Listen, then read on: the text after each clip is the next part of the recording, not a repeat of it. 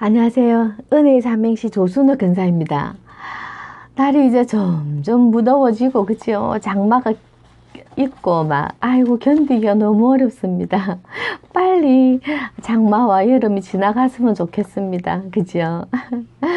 오늘은, 제가 참, 학창시절에 좋아했던 시가 하나 있었거든요. 프로스트의 가지 않는 길인데, 오늘 날도 꾸무리하고, 그죠? 이때 제가 아름다운 시 한 편을 읽어 드리겠습니다. 프로스트의 가지 않는 길이거든요. 한번 잘 들어보세요. 여러분들도 학창시절에 한 번쯤은 낭송하고 외우고 그랬을 겁니다. 저도 예전에는 외웠는데 이제는 외우지는 잘 못하겠고, 그 내용은 숲속에 두 갈래 길이 있었는데 사람들이 많이 가지 않는 길을 갔다. 나중에 내가 그 길을 가서 내가 많이 변했다. 그게 이제 그 내용이긴 한데, 이제 제가 한번 프로스트 가지 않는 길 한번 읽어봐 드리겠습니다. 단풍 든 숲속에 두 갈래 길이 있었습니다. 몸이 하나니 두 길을 가지 못하는 것을 안타까워하며 한참을 서서 낮은 숲으로 꺾여 내려가는 한쪽 길을 멀리 끝까지 바라보았습니다. 그리고 다른 길을 택했습니다. 똑같이 아름답고 아마 더 걸어야 될 길이라 생각했지요. 풀이 무성하고 발길을 부르는 듯 했으니까요. 그 길도 걷다 보면 지나간 자치가 두 길을 거의 같도록 하겠지만요. 그날 아침 두 길은 똑같이 놓여 있었고 낙엽 위로는 아무 발자국도 없었습니다. 나는 한쪽 길은 훗날을 위해 남겨놓았습니다. 길이란 이어져 있어 계속 가야만 한다는 걸 알기에 다시 돌아올 수 없을 거라 여기면서요. 오랜 세월이 지난 후 어디에선가 나는 한숨 지으며 이야기할 것입니다.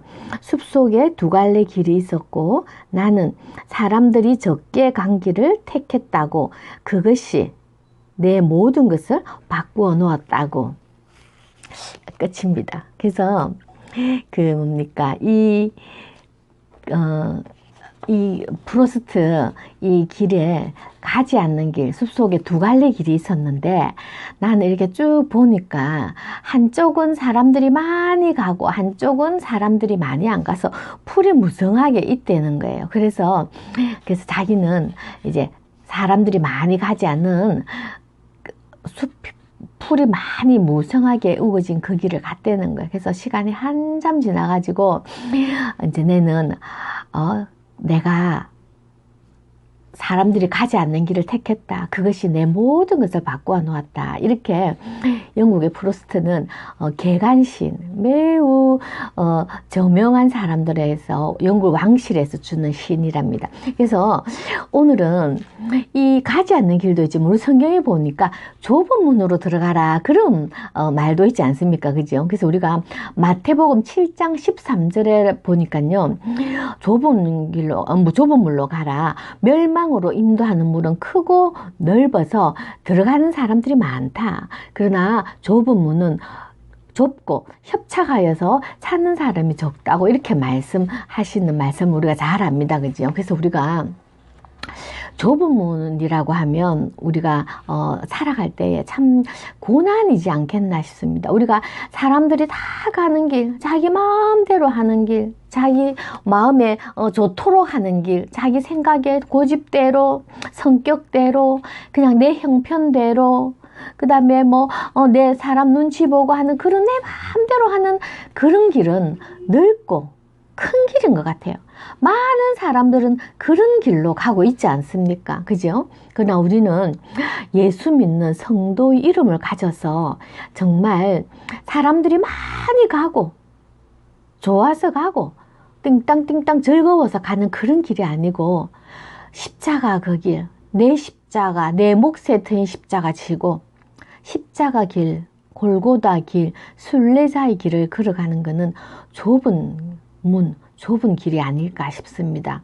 그래서 우리가 하나님 말씀대로 살려고 하니까 당하는 괴로움과 고통과 고난도 있을 수 있습니다. 그죠? 우리가 막 내 성질대로 다 하고 싶은 대로 다 하고, 형편대로 하고, 막 세상 사람들 다 하는 대로 하면, 우리가 막, 마음도 막 속도 시원하고, 그죠? 그럴 수도 있겠지만, 그래도 우리는 하나님의 성도의 이름을 가진 사람들이라 정말 말씀대로 살자고 하니까 고난 중에 있을 수도 있습니다. 그죠? 우리가 잘못해서 고난 받을 수도 있지만 또 우리가 하나님 말씀대로 살려고 하니까 고난 받을 때도 있습니다. 그죠? 그래서 오늘은 가지 않는 길, 좁은 문으로 가라 하는 말씀을 생각해 보았습니다. 그래서 우리는 그런 고난과 문제가 있을 때 그 문제에 집중하지 말고 문제보다 크신 하나님, 우리 하나님은요 크고 전능하시고 전지하신 하나님입니다. 그죠? 우리 하나님이 부족해서 우리에게 주시지 않고 우리 하나님이 모자라서 주시지 않습니다. 그죠? 온 우주 삼라만상이 우리 하나님이 지으시고 우리 하나님의 것입니다.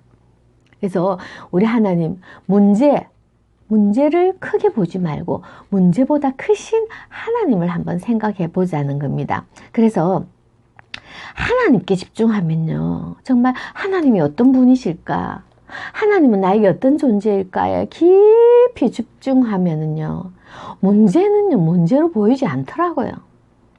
정말 우리가 문제에 매몰되어 가지고 이 문제 때문에 내가 죽겠다, 이 문제 때문에 내가 정말 절망되겠다, 포기되겠다, 이 문제 때문에 내가 헤어나올 수 없다는 문제에 골똘하지 말고 하나님을 집중하자.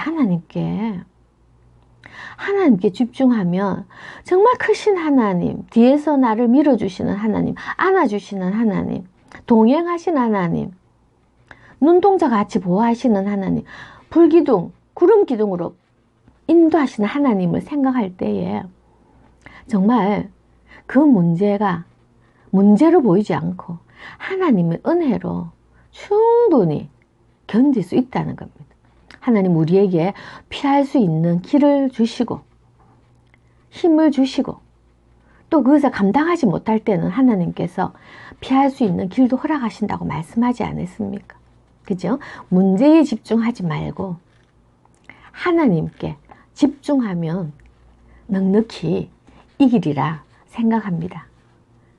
오늘은요, 삼행시, 고난 삼행시. 장마같이, 그지요? 정말 힘들고 빨리 지나갔으면 좋겠는 그런 고난입니다. 99쪽에 이해숙. 이 길은 광야의 훈련길입니다. 낮의 해와 밤의 달도 해치지 못하게 도우시는 주님의 손길 가운데 숙연히 걸어가는 광야의 훈련길입니다. 맞습니다. 그죠? 우리는 오늘도 광야 같은 그 훈련길을 걸어가고 있습니다. 그러나 우리 혼자 가는 것이 아니고 하나님께서 불기둥, 구름기둥으로 인도하십니다. 우리는 고난 속에서도 하나님 인도하시는 그 길 따라가면, 숙연히 걸어가면 하나님께서 도우시는 손길로 만족하게 될 것입니다. 이해숙. 이 길은 광야의 훈련길입니다. 낮의 해와 밤의 달도 해치지 못하게 도우시는 주님의 손길 가운데 숙연히 걸어가는 광야의 훈련길입니다. 맞습니다. 그죠? 다음은요, 143쪽에 주인공은 결코 사라지거나 죽지 않아요. 연단된 주인공은 더욱 그러하죠. 자, 자존감 있는 주인공으로 내 삶을 가꾸어 나가요. 아멘. 정말 아멘입니다. 그죠? 주인공은요, 절대로 사라지거나 죽지 않습니다. 우리가 드라마를 보든지 영화를 보든지 책을 읽든지 주인공은요, 절대로 사라지거나 없어지지 않습니다. 그죠? 그런데 우리가 삶에서 연단된 우리는 주인공입니다. 얼마나 더 그러하겠습니까? 그래서 우리가 자존감 있는 주인공, 나는 왜 이럴까 하는 그런 절망하는 주인공이 아니고 자존감, 자신감이 아닙니다. 자만감이 아닙니다. 자존감, 자신을 존귀하게 여기는 마음, 자존감 있는 주인공으로 내 삶을 갖고 나가 봐야 되겠습니다. 그죠? 주연자, 주인공은 결코 사라지거나 죽지 않아요. 연단된 주인공은 더욱 그러하죠. 자존감 있는 주인공으로 내 삶을 갖고 나가요. 아멘. 다음은요. 160쪽이에요. 김춘곤. 김이 서린 유리창은 밝히 볼 수 없음 같이 춘풍만 좋아하면 고난의 비밀을 알 수 없어요. 곰핍 중에 임하시는 주님의 기이한 역사를 오늘도 체득하며 살아갑니다. 맞습니다. 김이 뿌옇게 서려인 유리창은 안을 볼 수 없지 않습니까? 그죠? 볼 수 없습니다. 춘풍, 봄바람 같이 좋은 것만 좋아하면요, 고난의 비밀을 알 수가 없습니다. 고난 속에 있는 축복의 비밀을 알 수가 없다는 거죠. 그래서 오늘도 곰핍 중에 임하시는 주님의 기이한 역사를 체험하면서 고난의 비밀을 알아가야 될 것 같습니다. 김춘곤. 김이 서린 유리창은 밝히 볼 수 없음 같이 춘풍만 좋아하면 고난의 비밀을 알 수 없어요.